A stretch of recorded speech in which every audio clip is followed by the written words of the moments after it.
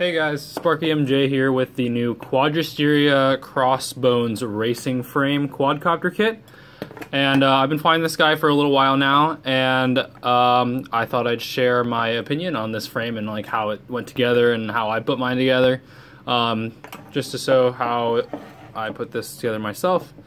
So this kit's designed for racing, and some things about it are like it's got really thin arms here, so you can see these are pretty thin arms.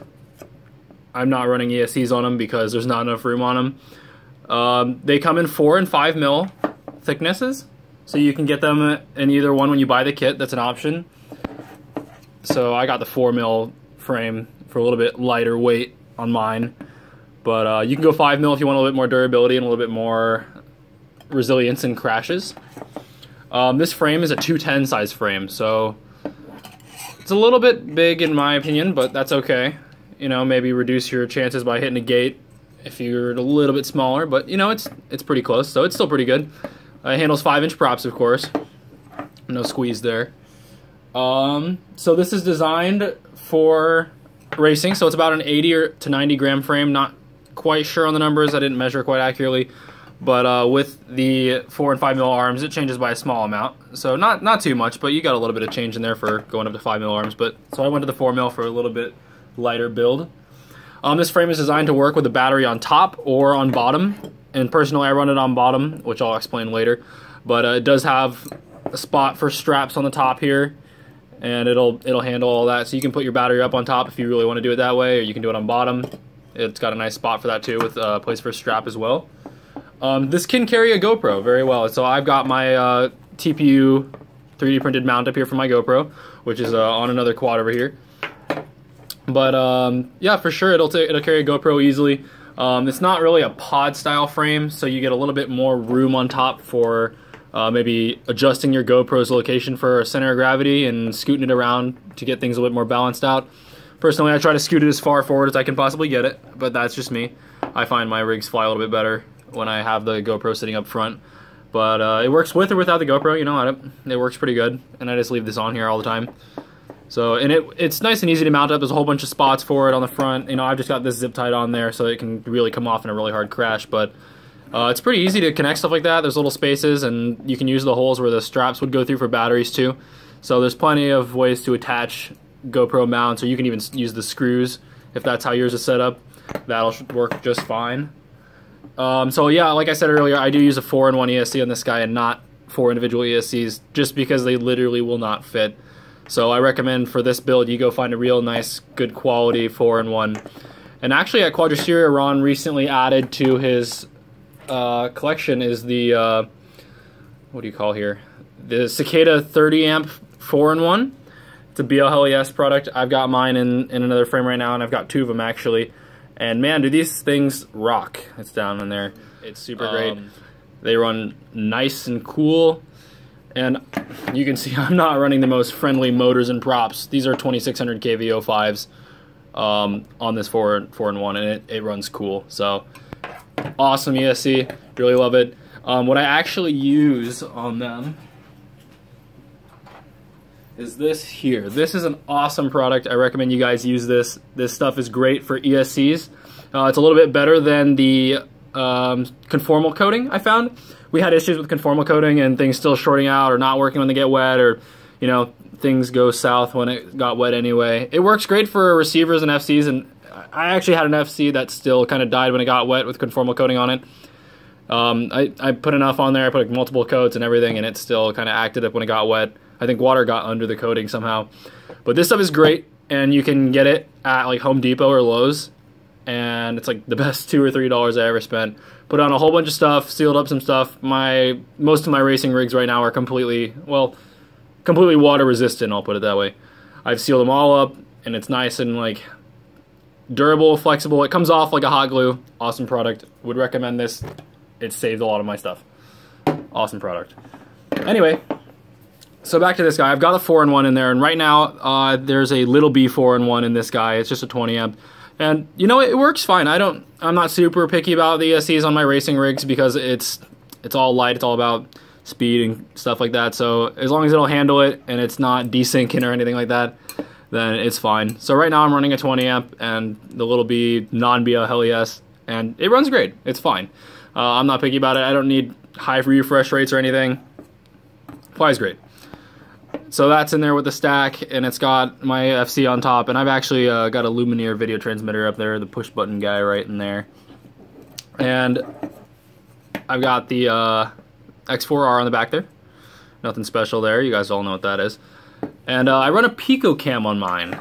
So I run a Pico cam on all my racing rigs because I like the lightweight, and I've become really attached to this one in specific. This is the like micro 600 TV line standard Pico camera that a lot of people have seen around. It goes for about $9, and in my opinion that's a steal because this thing's awesome. So it's a CMOS cam. The wide dynamic range does suck, so unless it's sunny out and the sun's high, it's a little iffy. But for racing, you know, you're not usually going through a lot of shadows and stuff, so it's pretty good for racing. So in my opinion, I've always set up my racing rigs with this guy, and I save the 1177 for my freestyle rigs or, you know, whatever else I'm building. But this guy here and all my other racing quads have the Pico cam, and I just like to use it. I've been using it for months now, and it's kind of my go-to camera. That said, this frame is designed to accept an 1177 or, you know, the similar cameras because we all use the same ones. So it's got side mounting plates that would normally go right in here next to that guy, and I don't use them because I'm using the Pico cam, so it would just fit right in here, and there's like, you can mount the screws for the camera through there. Real nice and easy, just like everyone's done it before. The thing is, this frame, when you use the 1177 without modification, I think the camera tilt goes up to about 45 or 50 degrees. Personally, for racing, that's a little bit low for me. I usually prefer a little bit higher angle. I usually prefer something like that. So this is not for racing right now, of course, this is for freestyle, but you know, that's about where I want it. So I found with the Pico cam, it's really nice because I can basically choose whatever angle I want. I just cut out a piece of foam and hot glue it on there, and I can just cut it at whatever angle. So right now this one's set up a little bit lower because I was testing out some video stuff with my GoPro, but definitely I race with a 60 or to 65 degree camera angle. And with the Pico cam, that's completely possible, and it's completely recessed in there. You don't have to worry about it, you know, sticking out or anything. So that's how I liked it. So, you know, it keeps it nice and durable. I've only broken one Pico cam in a race, and it's because someone's prop struck the camera and the lens broke off out of the housing, but the sensor was fine, so it was kind of weird. But I don't know, I like the Pico cams, durable, 1.8 lens, super wide angle field of view, does me real good.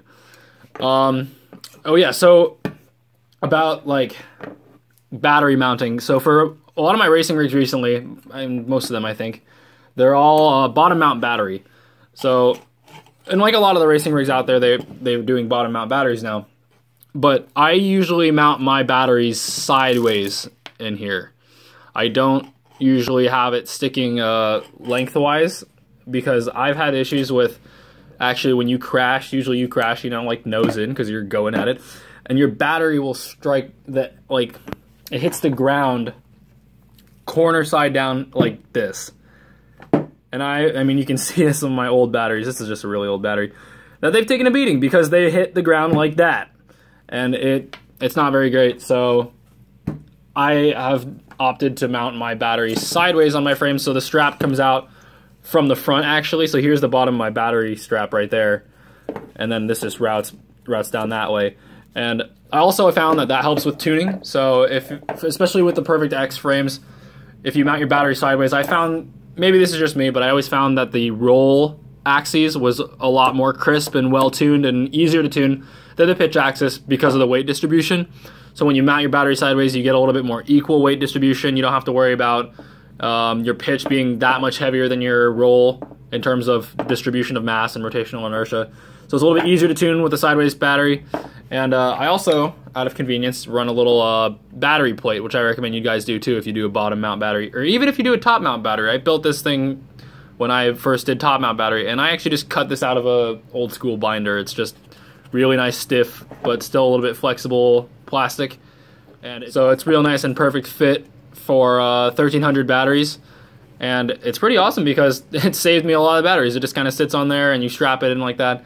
I'd recommend you guys do something like that. This thing weighs like 1 gram, you know, best 1 gram I've ever put on a quad. Pretty awesome. So that's how I usually set up bottom mount batteries, and I rarely damage batteries anymore in terms of crashing, so that's pretty nice. Also on my build, you can see I'm running ZMX V3s here. These are the 2206 2600 kV because I like high kV, and I'm running the Racecraft 5051s. So a lot of you guys might think that's just ridiculous. All I have to say is that I do get about 2 minutes and 30 seconds to 2 minutes and 50 seconds of flight time. I can get it to 3 if I run my batteries down low, like if I'm racing, but I really prefer not to, especially if you're just flying. You don't need to run your batteries that hard.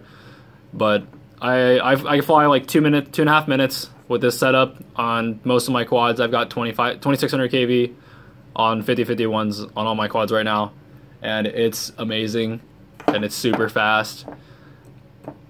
I don't know. It draws a lot of power, that is true, but man, these things scream. And if you got good batteries, you know, if you're running the good batteries, that won't be too much of an issue. I do always land when my batteries come down. They're anywhere from 14.8 to 15 volts, and that has saved me so many batteries over the years. Like, it done me wonders. So I set my timers to land early, just so that I don't, you know, put that extra last bit of heat and extra last bit of load on those batteries. Because I don't have to, you know, if you're practicing or something, you don't have to push your batteries that hard. So it's good to run them like that. And with this setup, it really doesn't kill batteries. I guess I'd say it just wears them out a little bit faster. But we're racing, you know. We're racing. I want that extra little bit out of it. I wouldn't care about the batteries that much. But yeah. So this is how I have mine set up. For racing, I'd probably take off the GoPro canopy just to get that extra little bit of weight off and drag off, you know. And I might trim down my antennas here. They're real tall, but it's got mounting spots for for zip ties, so that you can put your receiver antennas up through them. So that's kind of nice.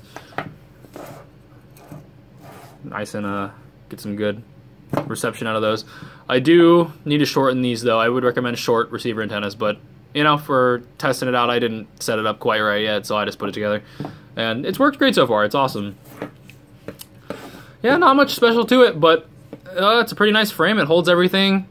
It's nice and compact. So it's kind of like an H-style quad, except crunched down in terms of a front to back.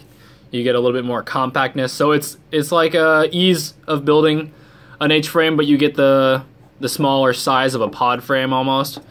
So it's pretty small, and it's pretty light, you know, 80 to 90 grams. That's pretty good for a 5-inch frame. Definitely respectable. And man, this thing is rigid. This thing is strong. So despite having arms that get real thin, it's really strong. It's really rigid. And that's kind of in part thanks to the way the arms are put together. So like the arms would fit together like this, and they've got the keys to all fit together. So when these are bolted together, they're nice and snug and they don't move. And man, that's really strong. So especially, you know, it's not going to move any of the other ways. It's super strong. Holds its shape. It's real nice and easy to tune because it's just so stiff and so well put together. So it's a great racing frame. I hope to get this thing out there, get some more videos and stuff. Yeah, so you saw my footage earlier before this. That was just some messing around at a local area. But yeah, more footage to come soon. So I'll get my GoPro back in there and get some more videos out of this guy. Last time I went to the park, it was dead, so I couldn't get any videos. But yeah, for sure, I'll get some winter footage coming along. And if you guys aren't in the know, there's a big event down at CenturyLink, December 17th to 18th. It's a G2, and it's about virtual reality and drone racing. So we're gonna be down there, and we're gonna be racing, and you'll see me down there, and it's gonna be awesome. There's gonna be some garage racing, so it's gonna be sweet. And I'll have this rig with me, and I'm gonna be showing this off. But yeah, so this is the new Quadrysteria Crossbones frame. Super awesome, super durable, especially if you're looking, you know, if you crash every now and then, this is a real great frame. I have yet to break anything on this at all. So that's pretty good. But yeah, it's a great frame to try out if you like racing and you're liking to get a GoPro on there too. It's great for all around, and it's great for freestyle and everything. So yeah. Alright, peace guys.